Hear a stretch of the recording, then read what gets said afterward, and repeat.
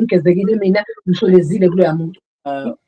Uma umuntu onayo kade nilungisela akahogeli kahle, akakhoni ukuthola le ngane yakwabani lo hluke zonilungisela. Kumele ukuthi umntwana ekhaya omdala oshisa impepho nkathi usuhlambulula wena ugeza aphinde emsamo futhi ayokuxolisela kwabadala ukuthi wena wenze ichile emndenini.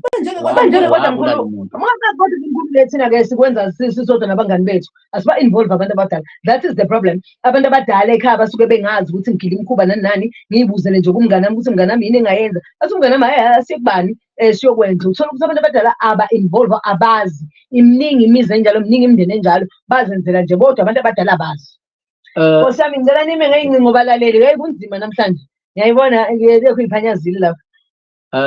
Angicabanga ukuthi sesikhulumile msakaze ngaleyo ukuthi usombulela umuntu, usomkhiphile kwambulala.